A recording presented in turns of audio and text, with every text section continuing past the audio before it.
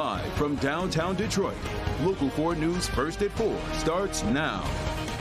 A 48-year-old woman is now behind bars in connection with the death of Inkster teen London Thomas. Charla Rashida Pendergrass is charged with lying to a peace officer during a violent crime investigation. Pendergrass was advised to stay away from the witness in the case.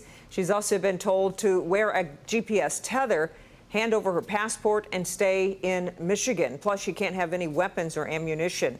Pendergrass is one of 2 suspects arrested Saturday after investigators discovered London Thomas's body inside a parked SUV in Southfield. She was later released but taken back into custody this morning on the charge she now faces. Ms. Pendergrass was set to turn herself into authorities late last week. Instead of going to the police station, she stopped the car that she was in, got out, and attempted to flee the area on foot. She was then later apprehended by police. Earlier today, Ms. Pendergrass was interviewed, Mirandized, said what she said, and the people have very strong evidence from phone records, video, that Ms. Pendergrass did in fact lie to the police during this investigation. Police say a 23-year-old man who was in a relationship with Thomas was the last person to see her alive, but as of tonight, no one has been charged with the teen's murder. Prosecutors say parts of this case remain under investigation. I shot him. Former Grand Rapids police officer Christopher Shures takes the stand. It's been 3 years since he shot 26-year-old Patrick Loyola in the back of the head during a struggle over a taser. At some point, I start to feel him turning towards me, and I feared that he was going to use it on me. Shures is charged with second-degree murder. Prosecutors insist Loyola was just trying to get away and not hurt the officer. After you tackle him, you knock him out of the commands as he was continuing to move his arms and legs in an attempt to get away from me. Shures says he wants to tell his side of the story. That's right, and it's the one perspective we haven't heard yet. New at 4, our Jacqueline Francis is here to break down today's critical testimony. Jacqueline. It really was. And Kimberly, we've been talking about this all week. Will or won't the officer take the stand in his own defense? And he did, appearing emotional at times, occasionally wiping away tears. Christopher Shures testified for hours this morning, never referring to Patrick Loyola as anything but, quote, the driver. He told the jury he was following his training and that Patrick had gotten control of his taser and he was afraid he was going to use it on him. What have you been trained? That action beats reaction. And what does that mean here in that scenario for you? If I had waited for him to point it at me, it would have been too late. And what were you fearful of? That he was going to use it on me and I was going to die because I was afraid that he was going to use it on me. But that's the only thing you did, really. You had possession of it. You never pointed at you? He started to turn up towards me, and I felt if I didn't respond at that time, I wouldn't be here. Sure. And he's not here, is he? No, he's not. I have nothing further, Your Honor. Coming up at 5, we are going to dig more into that testimony and the cross-examination, where the prosecutor continued to poke holes in this self-defense argument.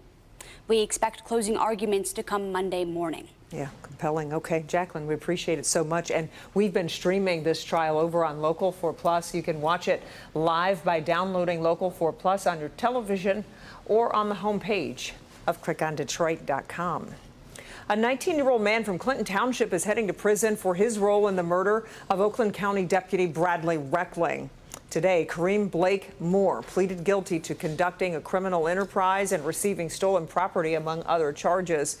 He'll serve up to 22 years in prison. Reckling, a 9-year veteran, was shot and killed last June while investigating a car theft ring that spanned 3 counties. City of Berkeley says its annual Berkeley Days Festival will not be held this year. In a statement on Facebook, the city did not specify a reason for the cancellation, but in years past, there have been problems with fights at the event. The city says it's planning for an exciting centennial celebration in 2026. They're urging community members to share ideas for the reimagined 2026 event. All right, a live look at Cedar Point right now. It's mild and sunny in Sandusky. The amusement park opens for the 2025 season this Saturday, featuring the return of the thrilling Top Thrill 2 coaster and the debut of the new Sirens Curse Tilt coaster. Visitors can also enjoy new live entertainment and recent upgrades to food options, including a new Famous Dave's restaurant. In the meantime, forewarned meteorologist Ron Hilliard is tracking weekend temperatures. Ron. Kimberly, well, it is beautiful in Sandusky, Ohio, as well as Sandusky, Michigan, and all across Metro Detroit. Here's a look at the Cleveland area and Sandusky. We are seeing a couple of showers moving through Ohio, and they've seen a couple of showers at Cedar Point. Here in Metro Detroit, besides a couple of sprinkles, we pretty much dodged that shower activity as those showers develop just to the east, mostly of southeast Michigan. So we have a couple of clouds out there. We have that sunshine and beautiful conditions overall. Right now, we're around 70 degrees in a good portion of Metro Detroit, with 72 at Metro, 69 in Ann Arbor. It is cooler, though, as you get around I-69 and northward. We're at 55 degrees in Port Huron, 56 in Sandusky, Michigan. And overall, we are going to see those temperatures trending downward, getting cooler over the weekend. So if you're heading out tonight, enjoy it. Go for that extra long dog walk. It's going to be partly cloudy to mostly cloudy, getting down into the 60s if you're around 70 degrees right now, and otherwise a comfortable night. But coming up, we will be talking about that cool down that is ahead of us, and also the rain chances, and then warming back up next week. Kimberly? Hey, Ron, thank you. It is the end of an era. JoAnn Fabrics is closing for good. And while a lot of people prefer online shopping these days, shoppers tell us buying fabric in person is a different experience. Kim DiGiulio spoke to shoppers who may not have to go far to get supplies. Well, we're at the location here in Taylor at the corner of Eureka and Telegraph, and you can see that this store is still open. However, big signs on the door indicate that the store is closing with big sales, and this is not going to stay open for long, as every store in the nation will close by the end of the month. Earlier this week, it was Allen Park, Bloomfield Hills, and Grosse Pointe Farms that said goodbye to JoAnn Fabrics. Now only a few remain in Metro Detroit, with big sales to get rid of inventory before all stores across the nation close down this month. Dead. Sad. Everybody is really sad. We stopped at this location in Madison Heights and caught up with shoppers who've been coming here for 3, even 4 decades. I feel like you're emotional. I know it is. Just had to come and see. JoAnn's gave them the chance to touch and feel what they were buying, which they won't be able to do with any online fabric store. It's really hard to gauge the colors online, from what you're going to get versus what you see, And then you can't touch the quality of the fabric either, to see if it's too sheer for the projects and things like that. I realize that people don't sew like they used to, but still, where do you go get those things now? I mean, it's going to be a huge hole in the market. That's a question we asked many of our viewers on our Facebook page, which got a massive response. Well, you know what? I overheard one of the employees saying that Hobby Lobby is intending to up their game in that area. I think Michael's does carry some fabric.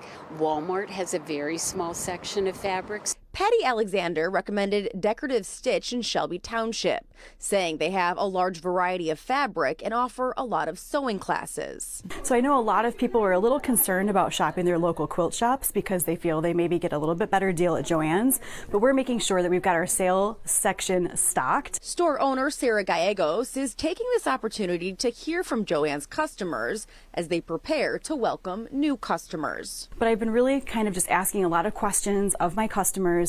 What are the things that you were purchasing at JoAnn's that I can make sure that I've got here in store for you? It'll be very interesting to see how other stores step up their game in the fabric department. As I mentioned, we're in Taylor, and just down the way in this plaza, you've got a Hobby Lobby, so maybe they will sell more fabric there. But it is a sign of the times. These big box stores are closing. Take a look at these other vacant storefronts right next to JoAnn's. So this is something that we are seeing, but again, when it comes to fabric, it really is something that you'd like to see the quality. You've got to touch it. So online sales might not be what people turn to, and maybe this is an opportunity for people to turn to local businesses in the area. And again, we got a lot of help from our viewers over on Facebook, where they've listed local stores in their area. So if you want to see that, go ahead and check out our Facebook page. I'm Kim DiGiulio, Local 4.